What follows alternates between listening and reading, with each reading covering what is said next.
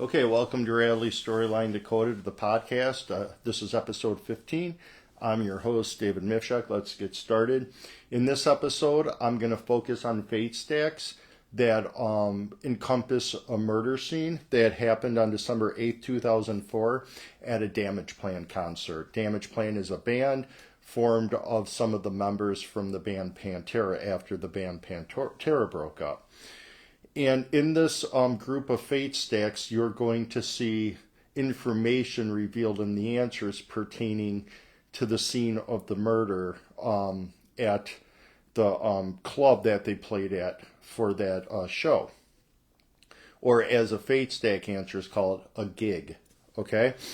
And so I'm going to go over just a summarization of what happened surrounding the event of that mass murder, because there was actually 7 people who died at the hands of Nathan Gale, and then Nathan Gale, who was the one that went into the club, to shoot people up, was, taken out by a police officer named, his last name was Niggemeyer. Okay, so I'm going to go over the brief description, and you're going to see from this brief description how that has been coded into certain people's last names, and more than that, it's also been encoded in the last names of the band members, and one step beyond that, encoded in the title of the album, the only album Damageplan put out, because after that, Damageplan disbanded because the main guitarist in the band that came from Pantera passed away, Darrell Abbott, or Darrell Dimebag. He's known as Dimebag Abbott. Okay? So this is a brief history of what occurred. And this is taken from a conglomeration of different sources. Wikipedia. I think one of the articles was on a site called Blabbermouth, and there is some other ones too. And so, put in my own words, paraphrasing. So, Pantera was a highly acclaimed heavy metal band, the band Pantera, and they ultimately disbanded in 2003. I'm reading this. I don't know it by heart. So if you see my eyes glancing down, I'm just making sure I get you the right information. They disbanded because of drug issues and personal conflicts between band members. Like with so many other popular acts which dissolved, Pantera had dedicated fans who were distraught over the band's demise. There was a lot of people who were hardcore fans of Pantera and the guitarist Dimebag, who was considered, for that style of music, a genius, right? Like Eddie Van Halen and other, Ozzy Osbourne and other known celebrities, and other people that, were in local bands and things like that, took it really, to heart that they're not going to hear music put out by Dimebag Darrell and, the band, even Damageplan, but, never mind Pantera, had already broken up. So one fan of the band, who might have been upset over Pantera's breakup to the point that it led to an emotional outburst of violence, was Nathan Gale. Now, Nathan Gale was the only person who went to that club that night to watch Damageplan, which then means, you have Dimebag on stage. Nathan Gale had kind of a beef with Pantera, okay, and a beef with Dimebag, but not for, it's personal reasons, but nothing that anybody in the band knew about, okay? So I'm going to continue reading. So his name is Nathan Gale. People familiar with Gale, meaning his friends, stated that Gale was obsessed with Pantera. Gale even told people that he believed members of Pantera were stealing music that he had written through telepathy. Okay, so here we have a man who believes that there's this band that's, out there doing shows in front of tens of thousands of people, and they're writing songs. And here you have a guitarist, Dimebag Darrell, who is, considered to be, a premier guitar virtuoso in that style of music for rhythm writing. Okay, that's basically what he was really known for, were his, rhythms. And this guy, Nathan Gale, who was just a fan, he wasn't in the music scene as a, entertainer, he believed that the band, or Dimebag included in the band, right, was taking his music, was stealing his music, but he had no evidence of, like, physical evidence. He thought they must be taking it through my mind, right? Okay, so that gives you a sense of Nathan Gale and maybe his, mental acuity. Now, on December 8th, 2004, at a Damageplan concert, now Damageplan, again, included members of the band Pantera, Dimebag Darrell, his brother Vince. Okay, so at the Damageplan concert held at El Rosa Villa nightclub in Columbus, Ohio, Nathan Gale's mental instability became everyone else's nightmare. While Damageplan was rocking out their first song of the night, Gale snuck in through the club's back door, approached Dimebag Darrell Abbott from behind. Now remember that piece of evidence. Nathan Gale approached Dimebag Darrell, the guitarist, from behind, okay, and shot 5 bullets into the back of Dimebag's head. So Nathan Gale, a crazed fan who believes members of the band Pantera, which are now in Damageplan, are stealing his music through telepathy, right? And so he's going to take vengeance on this band, and particularly Dimebag Darrell, because Dimebag was a guitarist, and Nathan Gale was claiming that they're taking his guitar parts, right? So Dimebag Darrell was his prime target, and he walked up to Dimebag Darrell on stage while the band's playing their first song, and there's, hundreds of people in the crowd, and he starts opening fire on, Dimebag Darrell, close range, at his head. So it's not like meaning to harm him, it's meaning to kill him, okay? While Damageplan was rocking out their first song of the night, Gale snuck in through the club's back door, approached Dimebag Darrell Abbott from behind, and shot 5 bullets into the back of his head, killing Dimebag instantly, of course, wounding 3 and killing 4, making a total of 7 people wounded at or murdered at Gale's hands. Okay, so of those 4 people who were killed was Dimebag Darrell. Now, and I'm going to get into more in depth about the people that were wounded and killed. That's going to be one of the fate stacks. The fate stacks are going to be broken up as the name Nathan Gale, okay, and the wounded, okay, group of wounded people. If you've seen my episode where I break down the Trump rally shooting, you'll remember from that the categorization of making fate stack based on, a group of people that have similar, happenings that occur to them within a situation. So like people wounded is one group, people murdered and killed is another group. Okay, wounded. Sure, if you're wounded, you're killed, or sure, if you're killed, you're wounded.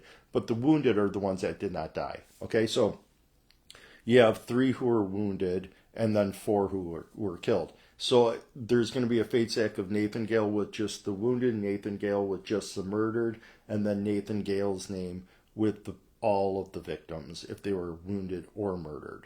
Okay, and then so after he goes on stage and he's taking shots at Dimebag Darrell and other people, Officer James Niggemeyer was dispatched to the scene. Somebody called 911, arriving in only a few minutes.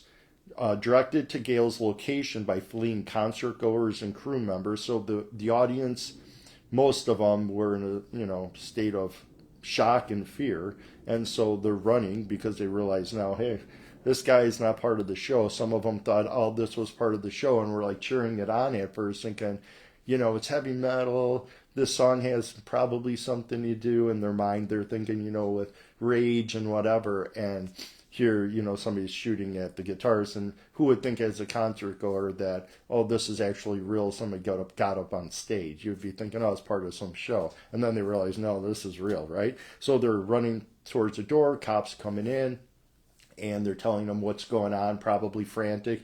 And as that is happening, the officer, James Niggemeyer, is collecting information, little bits, as much as he can as he goes in, right? It's a high-tension scene. He's not just strolling in, frolicking through the park. your mind's in a frantic what's going on. Even as a police officer, you have maybe a little bit more, attention to what your task is, what might be going on, but you're still like, you don't know, right? Okay, so Officer Niggemeyer pointed his shotgun after he got through the back, and got a clear vision of Nathan Gale, who had somebody in a headlock, right? Because there was cops that came in through the front door. There were 7 cops who came in through the front door, and then my assumption at that point, because it seems to be that these things coincide at the same time, Nathan Gale took one of, I think it was a crew member, I'll go over that information, of Damageplan, and put him in a headlock, right? So like a hostage, in other words. And Officer Niggemeyer came in through the back. He was not with those group of cops. He saw it from a different angle, and he pointed his shotgun at Nathan Gale and shot Gale in the head. So even though he had a hostage, he had a clear, shot at, taking out Nathan Gale. Not only did Niggemeyer's shot end the horrific nightmare witnessed by hundreds of concert goers, but it also ended Nathan Gale's life. So he shot and he killed Nathan Gale. So in total, 5 people died at the Damageplan concert. The 4 people that I previously had mentioned, but also Nathan Gale, at the hands of James Niggemeyer. With the addition of the 3 people Gale wounded, the total count of people wounded or murdered at the concert was 8, because Nathan Gale died too. So Nathan Gale wounded or murdered 7, and then plus Nathan's death made it a total of 8. And this information is important because this is the information, the fate stacks.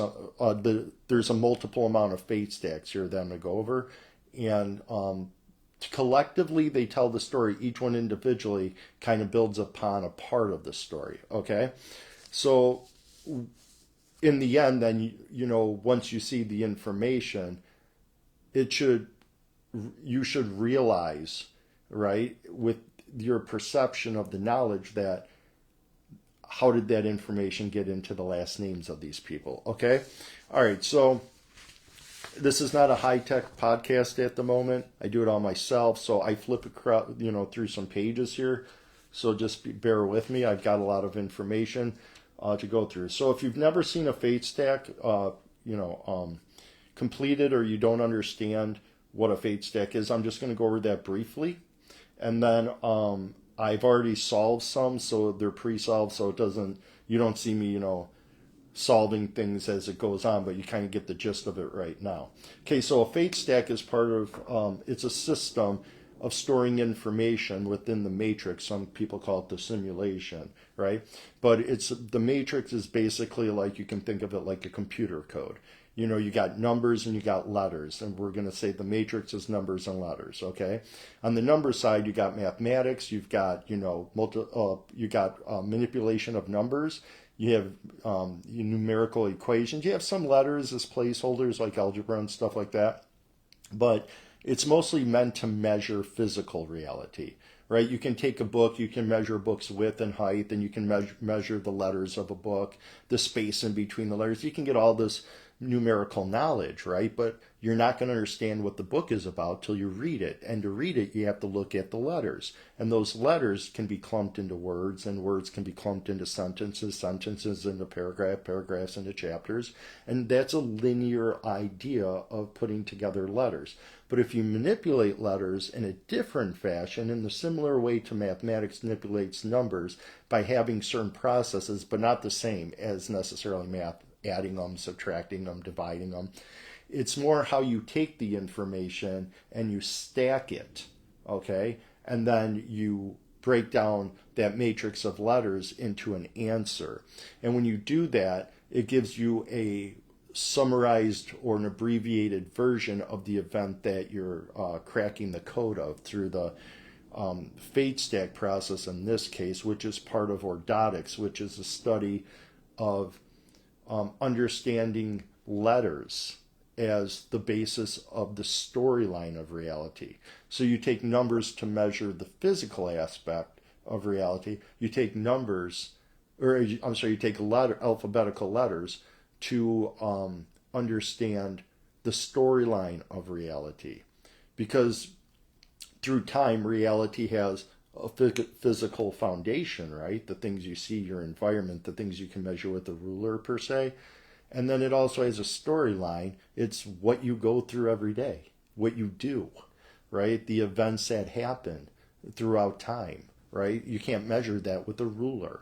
You can talk about it, you can carry on a story, but you need communication, and at the base of communication, you need language, okay? So if reality had information stored about the storyline in it, and let's say it needed to be efficient, right? It wouldn't be long-winded sentences about an event. It could go on for millions of pages about one event, if it was like words like a and the and, like conversational tone, it would have to be summarized into brief segments of information, and it'd have to be contained in a small amount of letters or a small amount of words. So fate stacks, generally have between 4 and 8 names. There's ones with more and ones with less, and you'll see some of the ones with less. And you figure at that level, each name, last name, because it uses last names only, it's generally 6 letters. So we'll call 50 letters on average at the most, and maybe, if you have 4 names, you're talking about maybe 24 or 25 letters. So you have to store a lot of information within those letters to tell a story at a summarized level. Okay? Now, if you're like, well, what's a fate stack? I don't get what you're talking about, right? Take that information that I just told you, and then you'll understand it through what you're going to see. Okay? So in this fate stack, okay, previously I had shown fate stacks that have to do with last names, okay, in the event. These are people that the event is focused on, that if they weren't in the event, then the horrific aspects of the event would not matter, okay, because it wouldn't have happened, right? Okay, so in this sense, this is using a title of an album, okay? And when you do title, like a musical album, when you do titles of a musical album, it tells you something about the band. Now, I've done ones where I've shown with band members' last names in the fate stack, and that gives information about the lyrics of one of the songs that is usually notable somehow by that band, okay? And this, when you do a title of an album, and you start stacking them upon one another, once you do one album, they might have 2 albums out, you stack them. You take the main letters of the title, or main words of the title. So like if you read a book, and it's like A Trip Through the Park, right? It's not all the letters, unless the letters are all capitalized as effect to like a shout, you're to be bold and emphasized. There's words that are capitalized, ones that are not. The first word is always capitalized, like A, right? So A, and then trip is capitalized, through would be capitalized, the would not, and then park would be capitalized. So when you take and make a fate stack out of let's say a book title like that, you shrink the title down by removing any of the words that are not capitalized, okay? Because they're not necessarily important words, okay? In a fate stack sense. Or in the title. I mean, you could get by without the or the A in the title, right? A trip through the park, you could say trip through park, and the same information is conveyed, okay? So when you do that too, you don't allow any space. So in the album title for Damageplan's first album and only album, because they disbanded after the death of the band members after this concert, it's called A Newfound Power, okay? And so you can see here, I use the word new, found, and power. And I'll put that up close because it might be kind of small, but I'll scan it. Sorry about, the technology here, but it says newfound power as it goes across, okay? And I did not put any spaces in between the words because it's a matrix of letters now. It's not it's still an album title name, right? But it's actually now just a matrix of letters, okay? Now, because it's only one book title or album title, it's written horizontally just as you would write an album, name. If there was a second album by the band, then you would do the whichever one is the longest on the bottom, meaning the most amount of letters, because the shortest one is always on top, just like with last names, and the longest one is on bottom, and so then you would stack them, okay, and each column of the matrix would have a letter, so because there's no spaces, so you have a matrix of letters again, okay. So what you do at this point with any type of fade stack is you connect the letters either horizontally or vertically, never diagonally only, to make new words, okay? And then you have to use every letter only one time. So each letter has to be used only one time. You can't use the same letter in multiple words, and you have to use every single letter. So there's no remaining letters. Like, you can't just pull out words you like to see and then be like, well, I don't know why the T isn't used over here or the K over there or whatever. All the letters have to be used, and once you have to take out the words out of the matrix from top left to bottom right. Okay, so you run across the rows and you take out the words that haven't been taken out yet till you get to the bottom. And I hit the microphone there if there was like a little noise. And you get to the bottom, and then you have a phrase, right, of letters, and then you add punctuation at that point, and then to give it sensibility. And it'll tell you something about the band members or a band member or something to do with the band when you do album titles. So in this case, I box in the letters so it's kind of easier to see. And the first word, and I'm going to get to my definitions here, okay? So just give me a second. I got a lot of paper on a very small desk, so I'm trying not to get it, mixed up. There's a lot of information here. The first word that I boxed in is simply in the title, the word new found is two separate words. New and found are two separate words. And I know I'm probably bringing this up to the camera. It might be blurry a little bit, but it says new found in one word. And then you list that as the first phrase, new found, okay? And the definition for new found, this is an adjective, is newly found. That's the definition they give. This is Merriam-Webster's online abridged dictionary. It isn't my own definition. So newly found or uncovered or made evident, revealed. Okay, so it's something that's been uncovered or newly found, okay? The next word, and I'm going to make sense of that in a second. The next word is just simply the word power at the end, okay? So I boxed it in. Now all the letters have been used, and I took them out. There's only one row, so you have to go from left to right. And so the phrase is newfound power.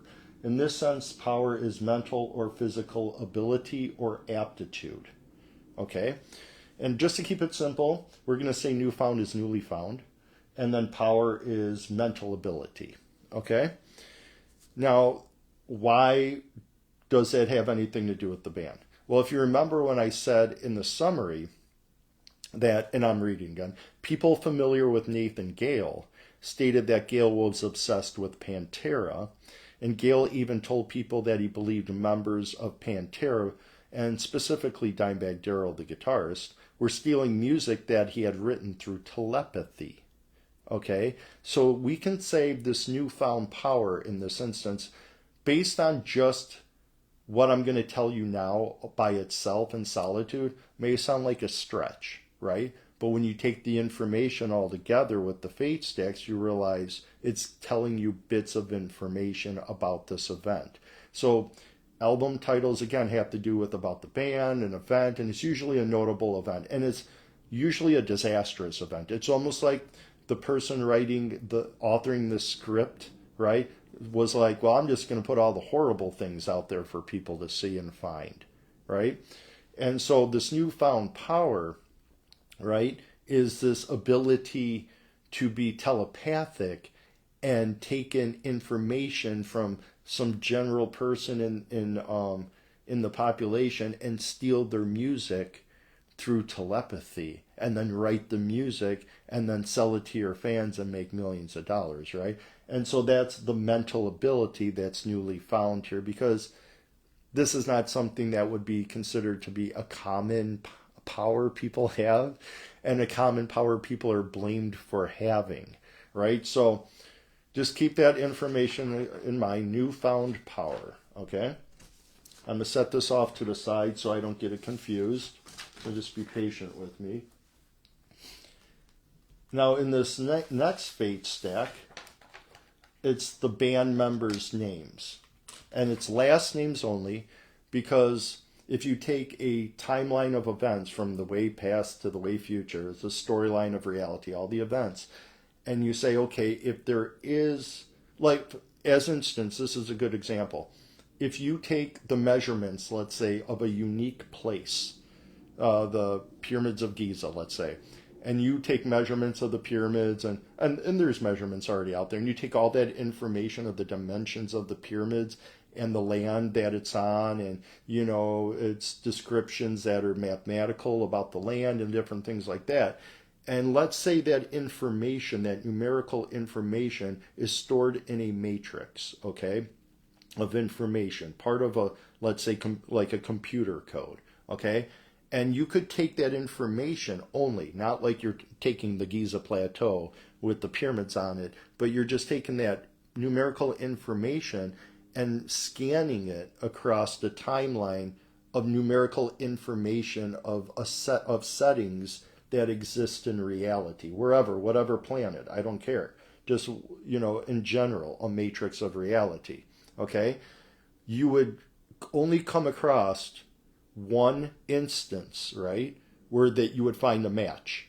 Like if you're taking that information, it would be like, ka-ding, there might be similarities, and it's trying to, let's say you have 10 possibilities because there's similarities to some of the information, but uniquely you're going to only come across that one time. Similar to like if you take DNA of one person and you run it across the DNA of everybody that existed in the past and will in the future, no matter what kind of species they are, you take one collection of information of one individual, whatever that individual is, human or whatever, and you run across, you know, information about DNA across time, it's only going to match one unique individual. And if it matches two, then we found out something new.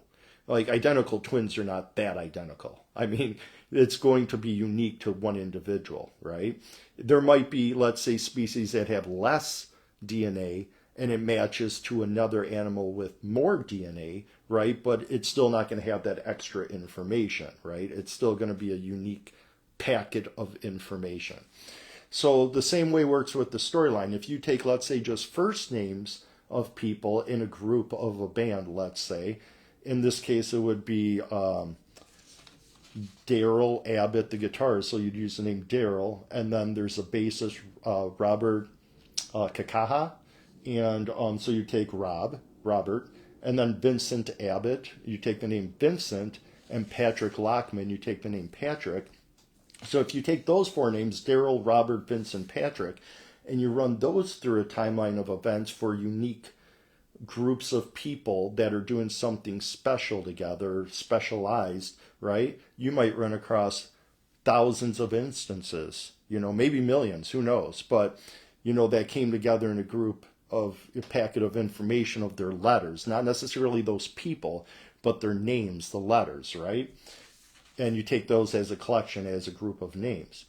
But if you just take their last names, right? You take Abbott, Kakaha, the name Abbott again because there's two brothers in the band, and Lockman, and you run that through a timeline of events from the way past to the way future, and it's a specialized group of people with those four last names, okay? And only those four people, right? You're going to come up with maybe one instant, right? Maybe there's two, maybe, you know, but we're talking about information that would be available to somebody breaking the code, right? So if the person breaking the code, let's say this group of people's last names came together in an event at a birthday party and it was just these four people, but it wasn't the members of the band Pantera, it was four other individuals, okay? Or maybe it was one of the Abbotts and a cousin rather than the band member in the situation with the same name Abbott. The information's not going to be known. It's not going to be special. in the sense of being available for somebody to see the difference and discern the difference with those letters compared to the letters of just the band member names, right? So a specialized group of people that has something significant happen to them, right? With their four last names, right? You're going to run that information through, scan it against the information in the matrix, and it's going to lock on the group Damageplan. Because if you think of it like a filing cabinet, you find that group of last names and you open it up, right? You start looking through the files, you're like, oh, they're in a band. It's called Damageplan. And now you know what their categorical, group is about. Okay, well, how they're categorized together or why they're categorized together. All right? So, and somebody's thinking, well, you could take the first names and the last names and you'd have definitely something unique. But now you have more letters, right? Now it's becoming less efficient. Okay, so we're going to think it's efficient, all right? And the last names are just enough. It doesn't need to go on past that point. So there's no reason to add more, okay? So at that point, like I said, what you do, as I showed in the last Fate stack here, when I took the album title of the Damageplan's first album, Newfound Power, I'm stacking the last names of the band members in the group, right? And it's from shortest name to longest name, top to bottom. Now, I've already connected some of the letters within these names because I'm trying to be efficient with time for this podcast. And it can take a long time to sit there and, marker them all out because that's the best I have for graphics for you right now. So you can see the four last names of the band. You got Abbott on top, Kakaha below that, Abbott below Kakaha, and then Lockman below that. And you see it's a matrix of letters. The first letter of each last name is in the first column, second letter in the second column, so forth and so on, equidistantly spread apart in a lattice matrix. All right? And I'm going to, and I didn't box in the first couple words because I wanted to at least show somebody who didn't see a Fate stack done, it being done. And then past that, it's just pretty simple, So again, connecting the letters only horizontally and vertically, only using each letter one time in a word, and it can only be used for one word because the letter can only be used one time, and every letter has to be used. And then once you make the words, you take it out from top left to bottom right. And these are words that are found in your Merriam Abridged Dictionary or Unabridged Dictionary online, hardcover, whatever. And so they're mostly because the information in the answer has to compact knowledge within a certain amount of letters, right? It uses words that are nouns, adjectives, verbs, pronouns, proper nouns, words that give characterization and attributes, different things that give you information rather than, let's say, personality or attitude. Like you're not going to find many that give you, like the word hey or hey you, yo, what up? It's not like that. It's compact information. There are some words once in a while that add a little flair, but those should be used very sparingly, and they probably only pop into about 1 to 3 to 5% maybe of the answers. Okay, and seems like they'll go along with the answer in some way, about the information that it exposes. All right, so the first word down the box in here is just simply the letter A. Okay, this actually uses the word A right there. So you take them out, the words you make from top left to bottom right, and you take it out one time. After that, it's like the word goes away, and you scan across the row, and then you take out the next word. You place it in the answer in order. And then when you get to the end, because you have a collection of words, you just add your punctuation so the meaning is expressed to, let's say, an audience that you're telling it to. All right, so the first word is A. And then I should mention, too, is if you haven't seen a Fate stack done, when you do a Fate stack for band members, the band members' last names, it exposes information about lyrics to a song by that band. Okay? And it's usually a notable song somehow, indicative of what this band usually sings about, something about the band. In this case, I'll show you. It's pretty interesting, this one. Okay. So the second word that I'm putting in is Bob, B-O-B. Okay, and I'm going to talk about that word coming up here in this episode. So it's a bob. Okay, in this sense, a bob, I'm getting to my definitions here. Excuse me while I take the time. The word bob in this case means a blow, a jog, a tap, or rap, especially with the fist. Okay? So we're going to say it's a blow, a jog, a tap, or a rap. It's something going on that has some type of knocking hit on the body. Okay? The next word that I'm going to box in is the T, the H, and the A to spell the word that. Okay, so I went across. Again, these words are like gone. A's gone, Bob's gone because I used it. Came across and made the word that. Okay, so we have a phrase starting, a bob that, or it's a hit that what? You know? Okay. So now I'm going to box in the next word. So a bob that, and I went down to the second row now, and I got the letter K, and I connected with the L, A, and B. See how no word is diagonally connected only. All the letters have to be horizontally or vertically connected. If they're in a group and there's a diagonal connection between two letters, it's only because they share a letter that they've been either vertically or horizontally connected to. And then once you take the letters out, it's like you have this, like almost like, remember the game Tetris? It's like a Tetris piece, right, with letters on it. And then you can just rearrange that shape to move the letters around anagrammatically to spell your word. And so it's a bob that, and then this word spelled the B-A-L-N-K is balk, B-A-L-K. So a bob that balk. It's a hit that balks. And a balk in this sense is to defeat, check, or stop by or as if by an obstacle, block, or barrier. Okay? The block or halt can cause a stop in occurrence, indication, performance, or execution of something. So there's something that's hindering something else from continuing forth.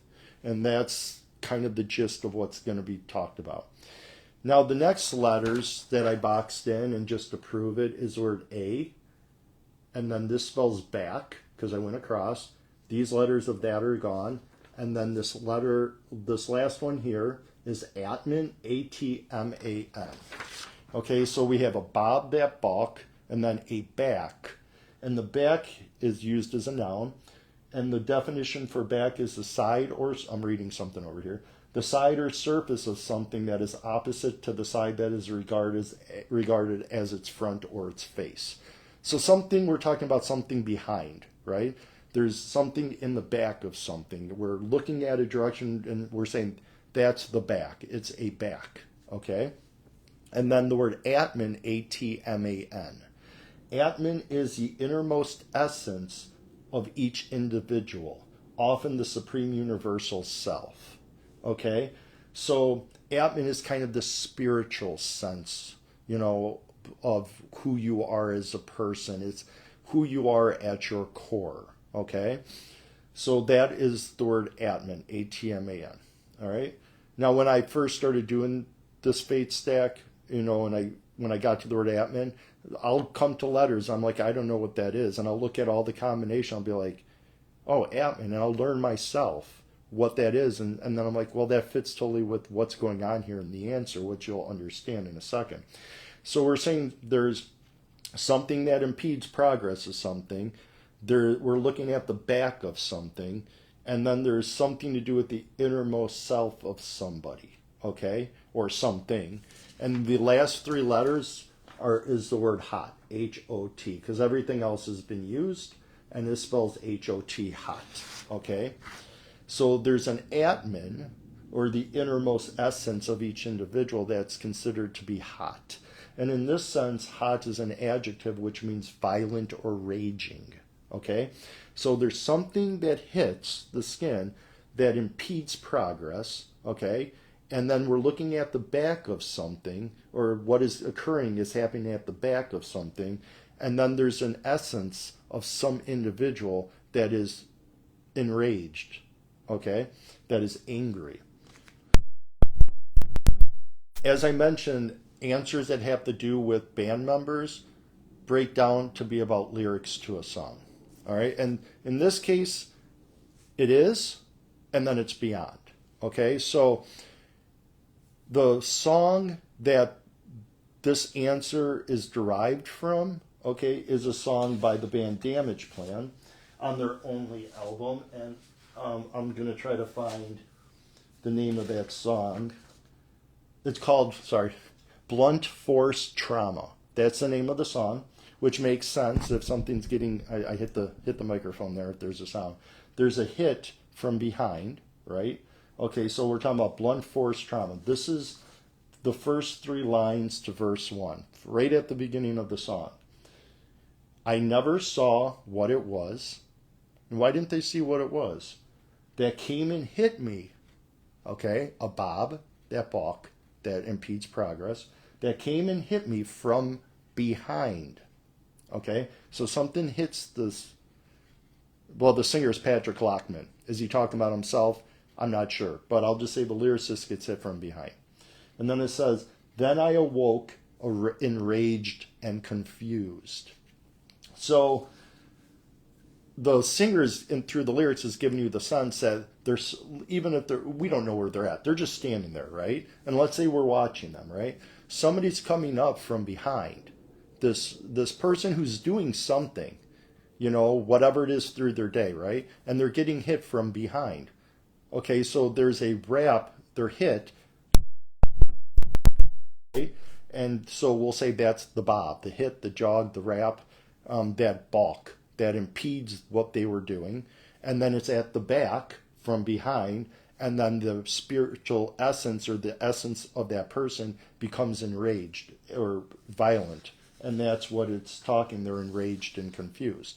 So it starts, so it doesn't necessarily give an answer that tells about the whole song, about all the lyrics. It's almost like it's like a reader going through a few lines and going in order.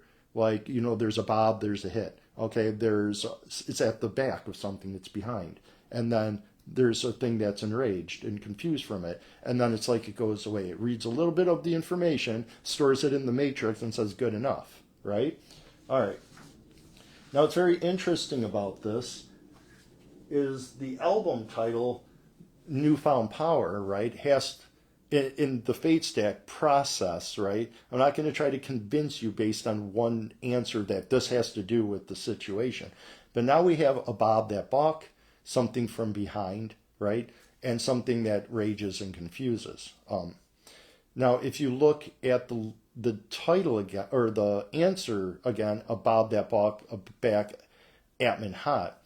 When you look at the situation that occurred to the band members in when the Dimebag Darrell was murdered, and the scene at the club, you can see that Gail's, and this is what I talked about at the beginning. I gave you kind of a brief description of what occurred, and I'm going to go over a little bit of that right now. Gail snuck in, Nathan Gale, the one that shot Dimebag. Gail snuck in through the club's back door, okay, and he approached Dimebag Darrell, the guitarist, who he thought was stealing his music telepathically, from behind, right, and shot 5 bullets into the back of Dimebag's head, killing Dimebag instantly. Okay, so in this sense, Dimebag Darrell is getting hit from behind, right, and he's getting shot at, and that's how his body's getting hit. His progress of playing the song, of being a person at all, is being stopped, right? So you got a bob that balk in that case, and then you have a back, something from behind, and then there's an Atman or innermost sense of something that's enraged, and that would be Nathan Gale, right? In that situation. So it's almost like, well, it's not almost like it is. In the matrix, it's storing the information according to the category of band members, so it has to be about lyrics to a song. And then the matrix you can think is connected to like a puzzle piece to another part of the matrix, right? Which has to do with this event, information about the event, and it shares that information. It's like you have two poems, right? And then you have this one line in one poem that has a meaning for this poem, but that same line in this poem, second poem, having a meaning for the second poem, yet that meaning connects those two poems together. It's like a passageway, okay? Now I'm going on to the third fate stack that has to do with this situation. Now we're going to get to the information based on the people involved at the concert. These are the main people that were wounded, that were killed, and who did, well, I mean, I guess you could say James Niggemeyer, the cop, killed, Nathan Gale. So in this fate stack, this is the name of the perpetrator, Nathan Gale, so we use his last name, and Dimebag Darrell, and his last name is Abbott. Only these two because Darrell Abbott is a prime target, okay? Gale went there to shoot Dimebag Darrell. He went there through the back door and intentionally went there to shoot Dimebag Darrell. Okay, it wasn't an accident. It wasn't a sporadic shot that hit this guy. 5 shots to the head. Pretty definitely intended, right? So I take the name Gale and I stack it with Abbott. Shortest name on top, longest name on bottom. I connect the letters. In this box you have the word bag, B-A-G. And bag in this sense, I'm moving some paper over here, sorry. I will do graphics at one point once I can, either I'm going to pre-record or if I'm live, it's a little bit more intricate, but I don't got the time.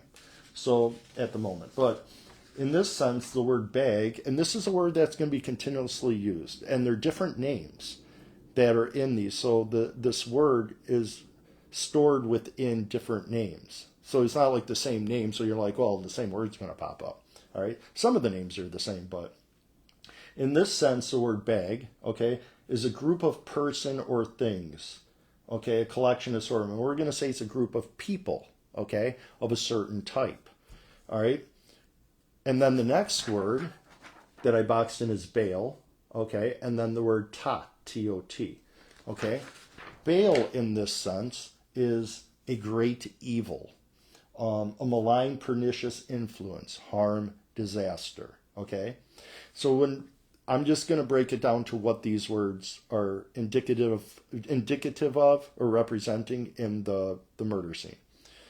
The word bag is the collection of people that are connected with the band Damageplan in some sense, okay? The word bail is the great evil, which is what's going on in the scene, okay, the disaster, the murder scene. The word tot is a verb, okay, and it means to add together, to summarize, or to total, okay? As a verb, it's not an abbreviation, okay? It's not even considered a shortening of the word. It's an actual word by itself. So tot means to add together. So we're looking at a group of individuals, okay, that are an assortment, connected somehow, and that's the word bag. And then the word bail is a great evil. So we know there's some great evil connected to these people. And then there's an adding together or summarization, right, of that bag. There's some math going on about these people, okay, the numbers collected, all right? And that's a very short one. And now how that connects is, and I'm reading this again, at a Damageplan concert on December 8, 2004, at the club El Rosaville in Columbus, Ohio, Nathan Gale shot and killed renowned Damageplan Pantera guitarist Darrell Dimebag Abbott and 3 others and wounded 3 more. That's a total of 7 people. So when it's, again, the harm, the murder scene and everything, that's the bail, the great evil, the collection of people, and this is why they're a collection of people. The fatalities, there were 4. These are the people who actually got murdered besides Nathan Gale. These are the people Nathan Gale shot and killed. Darrell Abbott, that's Damageplan's guitarist, okay? That's Dimebag Darrell. Jeffrey Thompson, Damageplan's head of security.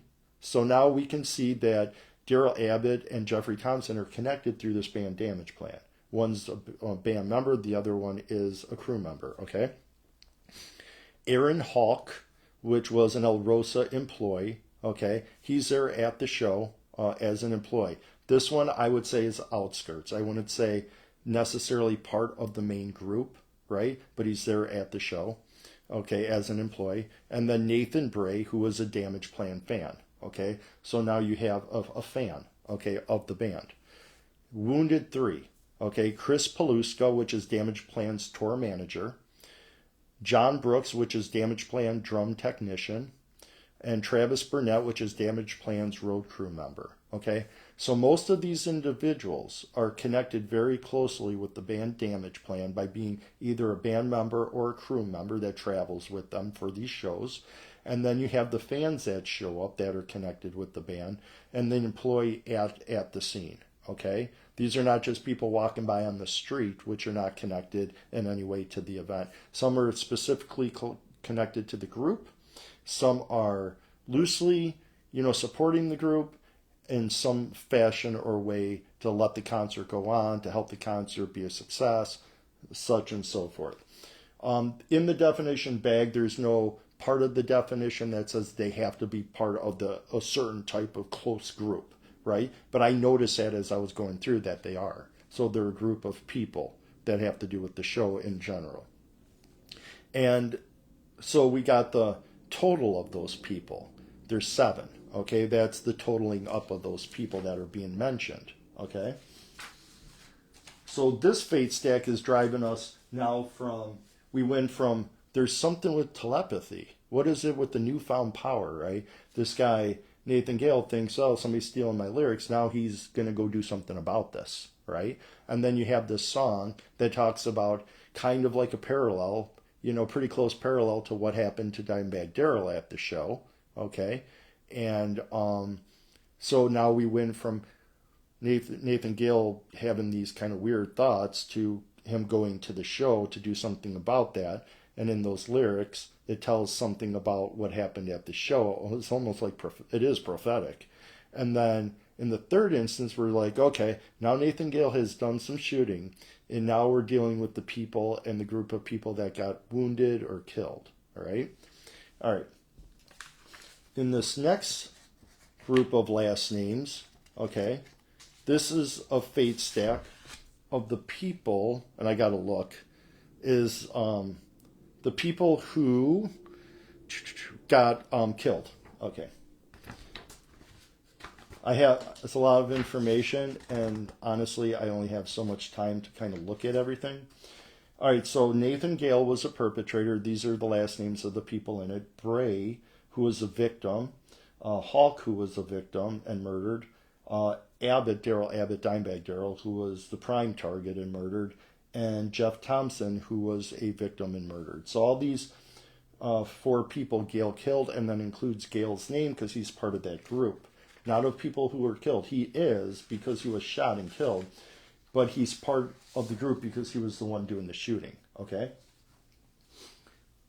Now, in this case, I boxed them all in again, and I'll explain this alphanumeric thing down here. I've done it in past episodes, but we got the word bag again, B-A-G, okay? Now, in the last instance, it was Gale and Abbott. Here we have the name Bray, but it's still, we got that word bag from the letter connections, and then the word real, okay? So I'm going to stop right there and give some definitions. The word bag here again is a group of person or things, a collection of some sort. Real is how you would use it as an adverb to say like it's an intensifier to mean you really mean it, right? For real, it's real. It's very or really. So the collection of people, there's something that's real about it, not like in the sense of physicality, but it's intensified. There's something really going on. You can believe it, right? So as we go across and take out bag and real, we hit the Y, and this word is lakey, L-A-K-Y. Lakey means, and it's not like the water lake, okay? Lakey means all relating to or resembling lake. And what does that mean? Specifically a blood, okay? And that lakey means a blood breaks down, okay? It's separated from the hemoglobin and the serum. So it's giving you this idea that there's blood. Okay? That's the main reason Lakey's being used here, is to say we have blood. Okay? And the word bath means a quantity. Okay, I should show you first. I'm getting ahead of myself. So Lakey, we take Lakey, and then we have the B-A-T-H of the word bath. Okay? Lakey bath. That's the first phrase. There's a bag. It's a real Lakey bath. So it's a very bloody, and the word bath is a quantity of liquid that covers or suffuses something or someone. Okay? So that's why they call it a blood bath, right? It's just all this blood all around. You have Nathan Gale going to the club based on this idea that somebody's stealing his music telepathically, this newfound power, and then he's going there creating a scene where he comes up from behind and he shoots Dimebag Darrell, right? Stopping Dimebag's, progression of life or success or that song or however you want to look at it. And now in this scene, we're looking at a collection of people, and it's a real bloody or lakey bath. Okay? It's a blood bath is the point here. And as I mentioned, there was 4 people killed by Gale, right? And through the shooting of a gun, so you assume there's going to be blood, right? With a shooting of a gun, right? Now, this doesn't mean there's, it doesn't say how much blood, but it's the idea that, there's a murder scene and there's blood. People are getting shot, okay? Now, the next phrase, and it's also how these phrases are written, okay? When you take the information out, see how it says like bag, real lakey bath. If I show you the last one, the one I showed you, bag, so we have a collection of people, and then we have a bale, something evil going on, okay? And then in this one, we start with the word bag, and we tell you about that evil. Or this answer tells you about the evil, real lakey bath, okay? Now the next phrase, okay, so we took out real lakey bath, and then we're going across, and I'm just going to do them all. You got mob, and then you got pot, P-O-T, and then you have the word tons, T-O-N-S, and then you come down here and you pull that H out, okay? That H is remaining, and I'll explain that last. So you have a mob, and then the mob, there's pot tons. And what does that mean? So a mob is a clique in this sense, or a set, all right? It's a mob of something. It doesn't have to be the mob, like, going out there, back in whatever year it was, and controlling a town. Not that way. And not necessarily an angry mob out there, causing disaster and whatever. A mob. It's just like a mob of people, okay? So clique or a set. We've already said bag is a collection. Now the bag, when it was talking about the collection of people, is talking about the people who were murdered in that case. In this sense, the mob is speaking about the not only the people that were shot, right, but generally the people there, okay, as, the audience members and different things like this. And in this case, it says pot tons. And that means, pot means it's a verb to take a pot shot. It's not like smoking it. It's to take a pot shot, or a shot taken in a random, casual, or sporadic manner, to shoot in general, okay? So you're shooting a gun. So, and then it's tons, T-O-N-S. Tons in this case is a great quantity, a large supply, a lot or a heap, okay? So it doesn't define, like tons depends on the situation. That could be, if there's 6 people, I guess you could say, compared to the amount of people, 5 people is a ton of people. It's subjective. There's no definition to the word tons, unless you're talking about weight, okay? The weight of something, you can say it's a ton. But in this case, it's a subjective term, and through these fate stack answers, it gives you the idea with some of these words. It's not just talking about one, right? It's saying there's more than one. And it's in these different answers, not these that I'm necessarily showing you, but throughout fate stack answers I've done, it gives you a quantity that's subjective if it's more than one, right? It sometimes tells you the exact number, but sometimes it'll say surd, S-U-R-D, or, whatever, many, right? Several, few. different words like that, which are not really definable, but in this case, it defines the number, okay?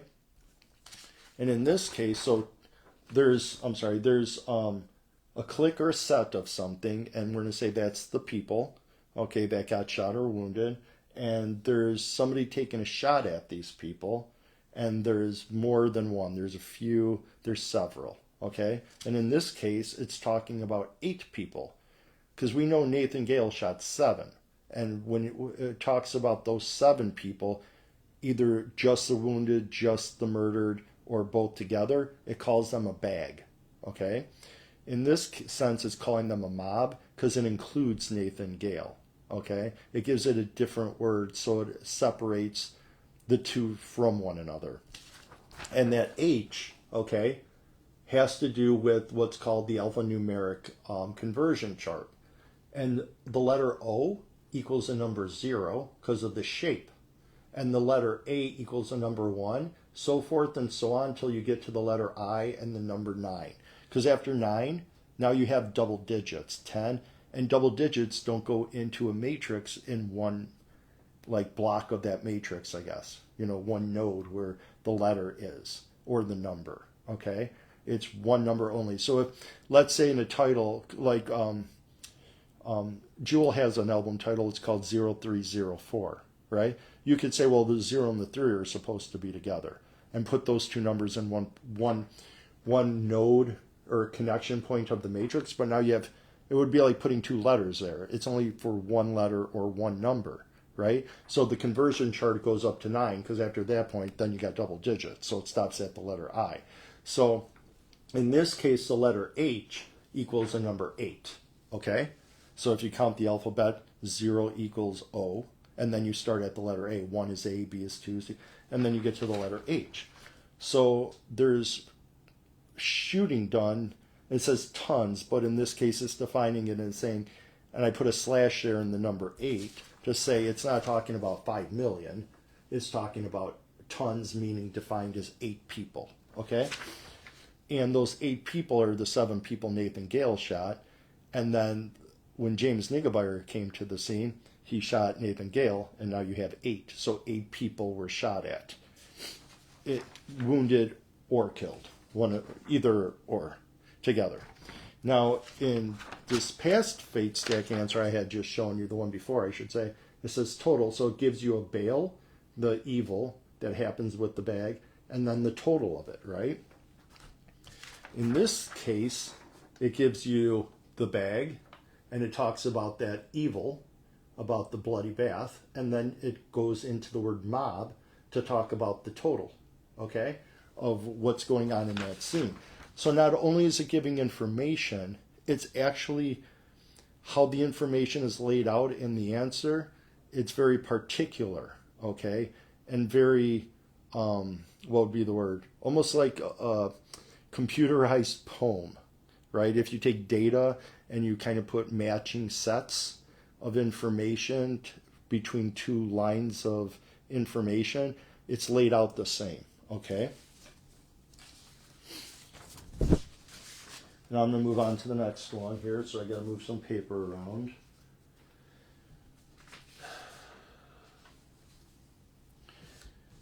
In this fate stack answer, this is the names of all the people who were either murdered or wounded at the scene. Okay, so keep on hitting the microphone. I need to get a better set. So if that went blah, blah, blah, blah, or whatever, that's why. Okay, so this includes all the names of the people who were wounded and killed, the 7. And it also includes Nathan Gale, okay? Because he was the one that perpetrated the event. And I won't go through all their names. I've done that. The people who were, either wounded or killed. But I will show you the fate stack and the answer. So these are all the names. And again, each letter is only connected horizontally or vertically. Used only one time. Each letter is only used one time. Each letter is used. You can see they're all boxed in. And every word comes out from top left to bottom right and listed in the answer in the way that it's in the, the matrix of letters, right? So you can see I've done that. You can reproduce it if you like. because anything here is reproducible. You can just grab a pen and a piece of paper, pencil, don't matter, and just make lines in the name. So I'm not going to keep going back and forth to show it to you, okay? I'm just going to tell you the phrases because this one's a bit long. It starts with the word bag, okay? And the bag in this sense is not the collection of people, okay? So now we're switching that word bag to another definition in the dictionary. And a bag in this sense is a frame or state of mind, okay? And we're going to say the frame or state of mind of Nathan Gale, okay? And what follows the word bag is the word real. And again, this is used as very or really, like a lot of something, meaning, intensified, emphasized. So the bag is a real something. It's really something. It's kooky. The next word is kooky. And that, just to show you, so you can see it, it's Kooky. So I went across and now we're at kooky. So there's a bag or a frame of state of mind that's real kooky. And kooky means having the characteristics of a kook, or one whose ideas or actions are eccentric, fantastic, or insane, crazy, okay? And then it says the word halo, real kooky halo. So you get this sense of, like, in this sense, it's not like the halo like an angel has. In this sense, it's the aura of sentiment surrounding a person or a thing. It's usually an idealized person or thing, but it's giving you the sense that you have this person whose mind is kooky, has a kooky sentiment about it. This person's energy aura is not what you would consider normal when you have ideas like somebody stealing music from me telepathically, and making millions of dollars off of it, right? Okay, so it's bag, real kooky halo. And then the next part, I'm going to show you, I actually put into quotation marks. Whoops, let me get it up here. It says bar task, blab, runts. Okay, so it's like, in a sense, it's I'm not saying somebody really said it, but it's in the fate stack answer, it's like somebody's talking about it, telling you, like if somebody came to you like a witness, okay? And it uses these words sometimes, like it blabs something or it says something, right? And it's like almost like a paraphrase of it. Somebody has said something similar, the idea, and that's what it's trying to say. The information's coming from a person that was there, right? And so in this second part of the answer, it says bar task. Okay, bar means a room or public establishment whose main feature is a bar for the sale of alcoholic drinks. And at the club, there's a bar. People are going there for the show. There's a bar, And then it's a task. It's in this sense, something hard or unpleasant to do. That's a real task, okay? So there's something happening at the bar that's unpleasant. That was unpleasantly done, okay? And then the word blab, in this case, to reveal by talking openly or indiscreetly. So somebody's blabbing the information, not just like blah, blah, blah, blah, blah, but just like they're blabbing, like a blabbermouth, right? They're blabbing some information. And then it says the bar task, and what this person blabbing about is saying it's the runts, R-U-N-T apostrophe S. So it's this person's task at the bar. And a runt is something small and contemptible, worthy of contempt, meriting scorn and condemnation as mean, base, or vile. Okay? And the something in this case would be Nathan Gale, right? He's worthy of scorn. What he did was evil, okay? Mean, base, vile, however you want to term that. So the second phrase is saying there's a task at the bar, something unpleasantly done that was unpleasant to do, and the person saying, or the blabber, in this case, there's no one in particular, is saying, and many people, in fact, knew that it was Nathan Gale because they saw him up on stage, okay? So just to drive a point home about the real kooky halo part, this is how kooky Nathan Gale was. And I'm going to read this. I took this down from some post that was up there online. It said, Nathan Gale was an obsessed fan of Abbott's former band and alarmed people with his bizarre behavior. a one-time friend said yesterday. This was back then. So this was something that was collected, information collected the day after the event. Nathan Gale had told friends that Pantera musicians had stolen music from him and were trying to steal his identity. Former friend Dave Johnson of Nathan Gale said. Gale once showed up at a friend's house with songs he said he had written, said Johnson. Gale wanted to sing the songs with Johnson's band, but one musician said no because the lyrics were copied from Pantera. He'd been kind of weird before that, so we thought it was another crazy Nate thing, Johnson said. So the people that this Nathan Gale guy tried to connect with and play music with, is saying, look, this guy came to the band practice with clear songs by Pantera, trying to pass it off as his own, and we even called him Crazy Nate, right? That's how crazy he was. He says that was our nickname for Nathan, Crazy Nate. Johnson said Gale was a hardcore Pantera fan, and that was all he listened to, right? Johnson said he had distanced himself from Gale because of odd behavior that included talking and laughing to himself, and once appearing to be holding an imaginary dog. So we know he's pretty kooky, right? This guy had some type of schizophrenia or whatever it may be, right? A little off his rocker, a little bit. All right. Now, the next part is... There's three phrases to this. So we have the bag, mental faculty is real kooky, got that sentiment about it. We have the bard task that Nathan Gale carried out, which is blabbed about as being Nathan Gale's fault, the runt of the one creating something vile. And then the next word is pub, P-U-B. Okay, I'll show you the whole phrase here. And you can see this is the word pub right here. And then it says pub, tempt, hot sun. Okay, so at a pub or a bar, tavern, cocktail lounge, it's where alcoholic beverages are sold and consumed. I'm reading the definition. At a pub, it says tempt hot sun, T-E-M-P-T, tempt. And that means to risk the disfavor of, right? Incur the chance of loss or injury from an adverse fortune. You're tempting something and you don't know if you should. You may cause some harm to yourself. Something bad to happen. You're tempting this thing, right? And it says tempt hot sun. The hot sun is hot, again, means violent or raging. And sun in this case means S-O-N, son, the male offspring of human beings. So we know we're talking about a male or a boy. And Nathan Gale was a boy. We know he was enraged. And we've seen that earlier with the lyrics, right? That Atman was hot. In this case, it says the pub tempts a hot sun. Not the pub necessarily, but we're talking about the collection of people in the pub. And why would that be?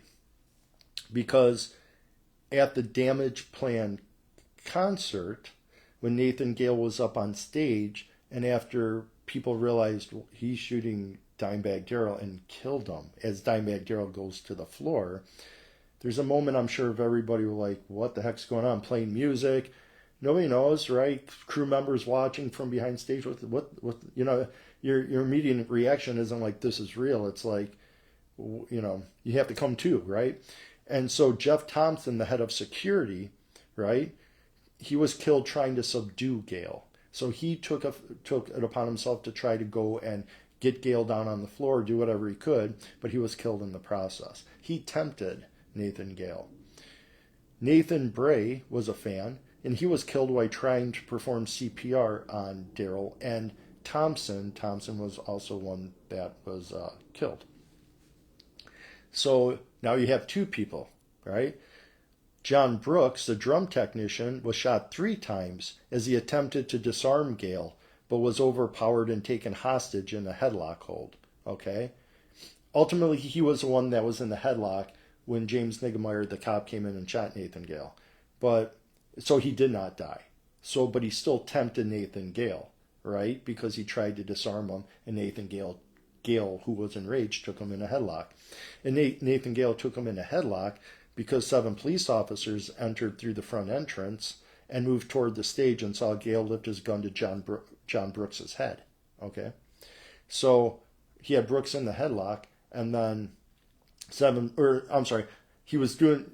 Gale was doing things. You have Brooks coming on stage trying to subdue Nathan Gale, and then the 7 police officers are coming through to the stage, which, you know, Nathan Gale realizes, I need to take a hostage. You're tempting me. I'm enraged. I will kill this guy, you know, type deal. So in the third phrase, it talks about how the, you know, people at the pub tried to come and, you know, subdue Nathan Gale or tried to help Dimebag Darrell out, which enraged Nathan Gale even further and tempted him to do something more violent. I'm not blaming it on anybody, but it kept the murder scene going, per se, right? I mean, if you think everybody was just like, oh, that's fine, Nathan might have not shot at anybody else, but nobody's going to do that. So they tempted him. So you have a person's whose mind, again, is real kooky, right? You have that person then going to the bar and committing his task, which he's blamed for doing because people saw him. And then you can see as he's doing his task and after, you know, committing the murder of Dimebag Darrell, people are trying to help, and you're tempting the already enraged individual to do something more violent, right? And again, that doesn't mean I'm placing fault. I think people should have killed him, honestly. But okay, so that's that fate stack. And again, these are they're the same names, but they're listed different, right? From shortest name to longest name, because you have different names within these group and stacks. But you come across a lot of these same words and same ideas, and they're written in a certain fashion that is like, as the data is laid out, it's almost laid out to mirror it, you know, the another part of the data. Okay. All right. So in this next group of people, these are the 3 people who were wounded by Gale: Brooks, Paluska, and Burnett. Okay. And I already put this fate stack to, you know, solve this fate stack here, but we start with the word bag again, and then we go on to the word lookers, Lookers, and that's apostrophe S. And the word bag in this sense is a different definition of a bag, okay? And it's something that frustrates or impedes, a hang-up. It's like balking. It's stopping something. So kind of back to that idea, something hinders, stops, right? And lookers, okay, the definition of a looker is one that looks. So we're just talking about somebody that looks at something, is looking at something. That's the looker. And the next word is task, T-A-S-K, which I pulled right here, task. So in the first phrase, it's something that frustrates and impedes, and then it's the looker's task. In this case, the looker is James Niggemeyer, okay? Because in the next fate stack, you'll see why that is, okay? So based on the next fate stack answer, I know James Niggemeyer is considered the looker, okay? So just go with me on that, and then you'll see why. So there's something that frustrates or impedes, that's a hang-up, okay? And this phrase says that's the looker's task. And task is, again, something harder and pleasant to do. James Niggemeyer, the police officer, walks in the back, sees Nathan Gale holding a hostage, takes a shot, knows he has to do it. It's not a pleasant task, even if you have to kill, you know, you have to kill someone. And James Niggemeyer then left the police force. I think he did like some desk job after this, and then left the police force because it gave him PTSD. He couldn't handle his job anymore. It was too much that he had to kill someone, right? So it wasn't like this easy thing, but it was a thing he had to do. He's trained to do, at least, right?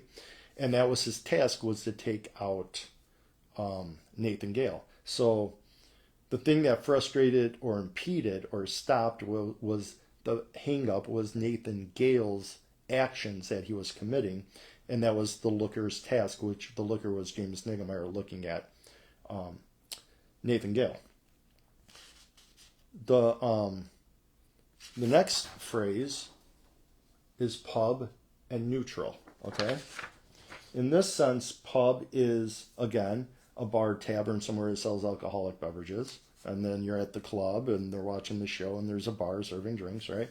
So you have a pub, and the pub is neutral, okay? Because the next word here, which I boxed in, this is the last group of letters, is pub is neutral. Funny? I don't know. So anyway, the phone call ended. I don't know if you can hear that, but I got to get on a dedicated camera. But anyway, so the pub is neutral. And in this case, neutral means belonging to a neutral state of power, not involved in hostilities. Okay? So there's a bag of lookers tasked to end Nathan Gale's life. Most of the pub itself, is neutral. It's not a police force. It's not people can go there with guns intending to, stop violence. They're there to enjoy the show, have a good time, not get in fights generally, things like that. So you can see it from, let's say, Nathan Gale's perspective that the pub is neutral, right?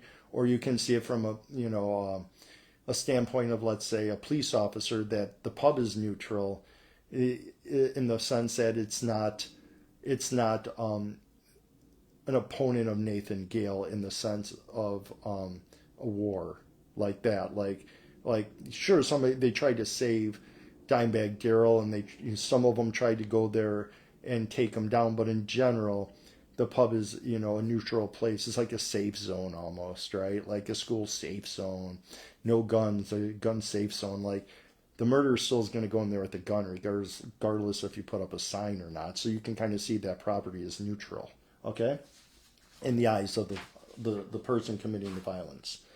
So we went from talking about Nathan Gale's mind at first and believing in this newfound power, this telepathic ability to steal music. Then it went in, the fate stacks went into this idea that there's a bar scene going on that Nathan Gale's a part of, that he's committing violence at. And then the next few fate stacks have to do with about, the people involved in the getting shot and the scene itself, kind of, the bloodbath, and then the shots being taken and how many are being killed at the place, and then or wounded, and then the people that went up on stage to try to stop Nathan Gale's reaction to people trying to stop him, and then now you have the police officer who's tasked with this thing to stop Nathan Gale in a pub that's generally would be considered, I guess, a safe zone in a way. Okay. This is the last fate stack of this fate stack series, okay, of fate stack. And each one of these fate stacks is called a snapshot of the event. Okay, it gives you a snapshot, collects a certain amount of information, and it tells you about a snapshot, a portion of that event, right? It's summarized version. Because again, you're only dealing with so many letters, but it really does tell you the scene. I mean, if you look at this information. So the next fate stack is the perpetrator of the event, Nathan Gale, and the cop who shot Nathan Gale, James Niggemeyer, so their last names only. So you take the name Gale, and then you put it with the last name Niggemeyer, shortest name on top, longest name on bottom, based on word count or letter count. And you box in the letters again. And this spells glean, Glean, and then you have the word glean, gig, Gig, and then me, Me, and then ire, Eyer. So the gig is being gleaned, and who's gleaning it? Me/ire, Eyer, okay?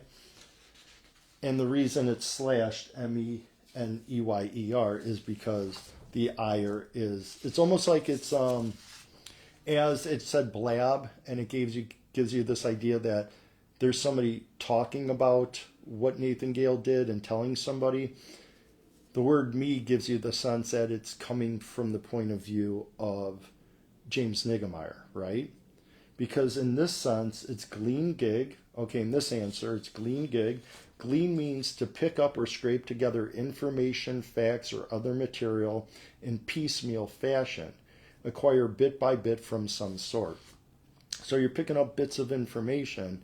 James Niggemeyer is picking up bits of information as he goes into the back door to the back hallway of this club, to get back to the backstage area. And he's hearing people telling him, blabbing him, this is what's going on. There's some guy, this runt, they probably don't use the word runt, that's, some evil, vile person. They might be using expletives, whatever they're saying. Murder scene going on. He's collecting this information, and I'm sure he's trying to piece together there's something horribly wrong here, right? So he's gleaning the gig. And the gig, in the sense, gig is a single engagement, especially a one-night stand. Not this sense of sexual one-night stand. One-night stand as a job that occurs for one night. Okay? That's what one-night stand means. Okay? Look up the definition. It's not just a sexual escapade thing. But, yeah, so a gig would be the music show. When we go play that gig, it's common amongst musicians to use the word gig, right? So he's gleaning the show, the gig, and then who's doing it? Me. And it says like this personification in first person, as James Niggemeyer is saying it, me slash the eyer, E-Y-E-R. And eyer in this case means one that eyes something, right? One who fixes their eyes on something, one who turns their eyes towards something. And that goes along, again, with the fate stack I had just shown you, where it says the bag is the looker's task. To stop something is the looker's task. The looker, the eyer, the person seeing it from behind, or seeing it when he's taking a shot at Nathan Gale. And so the eyer, the looker, right, is a code word to mean James Niggemeyer, where the word bag throughout these fate stacks was used in a couple different ways, right? But as a collection of people, or it meant in a sense there was a collection of people.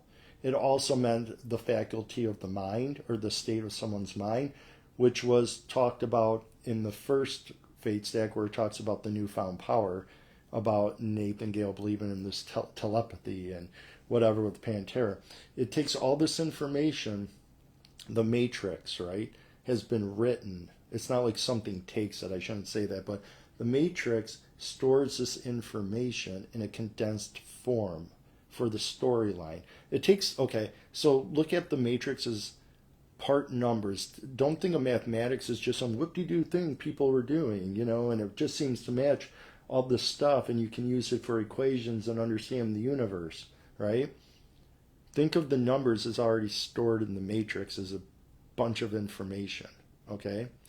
Think of it again like DNA. Like when people figured out there was DNA, it wasn't like, well, we just saw it. That means we did it, right? We opened up the body and it's in our body, therefore we placed it there. Nobody believes we placed DNA in our body, right? We were given the DNA, right? We did not ask for it, want it, desire it, nothing. It's given to you through the process of having life. Look at that as numbers. Yeah, sure, numbers came out your mouth, right? Or somebody's mouth when they started doing the numerical system. But the DNA's in you too, right? The numbers didn't just pop out the mouth because somebody was like, I wanted to, right? It was in the mind. It came from the mind, right? And at that time, you think when people are making numbers, and people today don't even know what their mind is, right? You don't know what it is. Chances are you're probably not in control of it, right? So the numbers come through the mind, the letters come through the mind. And that where the mind is connected to is that script, that information that's in the matrix. So you have math for numbers for the physical setting, and you have letters, in this case, where I showed you through this matrix of letters, which is an exposition of the matrix of reality itself, speaking about the storyline in a condensed fashion of an event that occurred back, in the early 2000s. That information tells about the event. It's tied to the names of the people in the event, right? I guess highlighted individuals because they were wounded, killed, or the killer. And it's telling you that information almost in duplicate through the words of a song that band had, right? And so those words are prophetic. So those people singing the lyrics, coming up with the lyrics, in this case, Patrick Lockman singing it. Not sure if he necessarily wrote the lyrics, but it's through that band, right? They wrote the lyrics. And when they wrote it, they weren't like, okay, so let's make sure that when we write this song and we have these lyrics, that sometime in the future we'll have a show for our band, and then there'll be a deadly scene and it'll all make sense, kind of like the song's about getting hit from behind, from the back, and then what happens at the concert will be like Dimebag Darrell getting hit from the back, on the head, I tried to find out what song were they playing. It was a blunt force trauma. I was just really curious. I could never really find that out. That'd be interesting, but not necessarily indicative of the fate stack not being real or not, because the information's there. Somebody now can look at this information and say, I don't know, yeah, it's there, but what can you do at that point? Believe it or not believe it, right? If there's the information there, it's like me showing you your DNA. Is your DNA in your cell or is it not? Well, you think it is because you've been taught DNA is there through, books or microscopes or people just telling you. But have you ever just touched it yourself?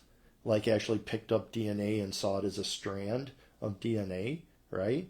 And would you not believe it till you did, right? That's the same thing with this code. It's there. You can't deny it. I just showed you, right? I showed you the information.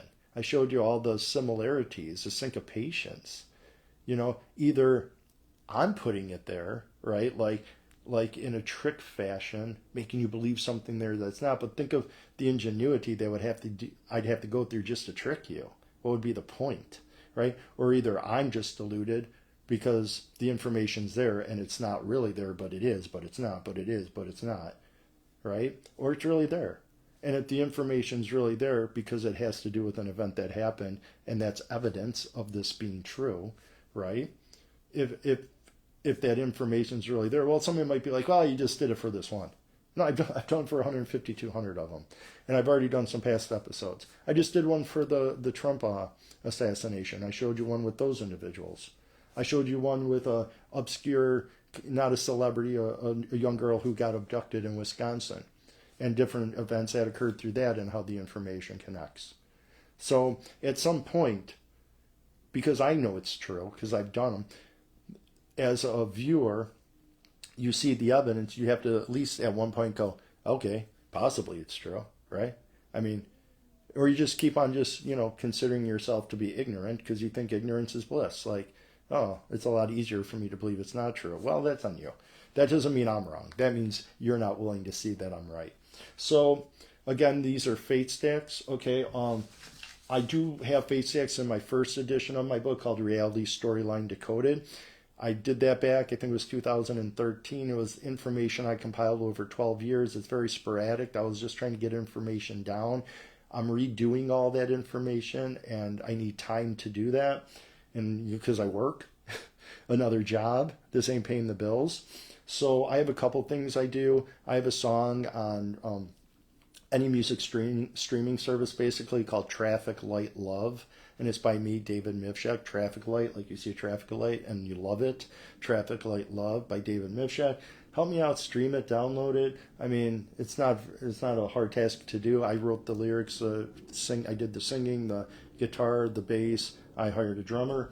And then this book, Reality Storyline Decoded 2, the second edition of my book, called Query Stacks, is about 484 pages. It's all factual evidence like I just showed you with fate stacks. I don't ponder about too much unless I'm trying to analyze the information to see what it means. And it's a big book. It's 8.5 by 11, right? It's not small, so you're getting a lot of information. That's a deck of cards to show you. And it's like a textbook, basically a college textbook, okay? And it's on Amazon.com. These are fate stacks, and here, this book that I just showed you is query stacks. They're a little bit different. I start talking about them in episode 3 of this podcast.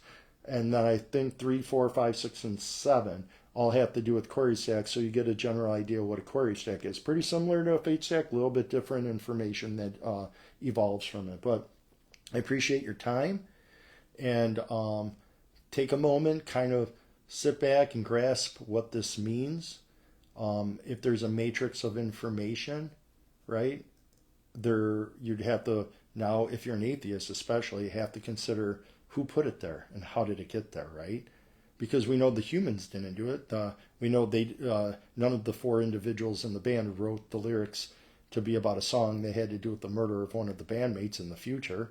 Then none of the people that were wounded or killed decided to get together at a concert because their last names spelled some type of answer that had to do with a deadly event that was going to happen, and then got Nathan Gale on it. It wasn't a human-induced event. humans carried it out, but think of humans as like a video game character. And this code is running the video game. All right. Again, my name's David Mivshek. This was episode 15 of Reality Storyline Decoded podcast. Have a good day.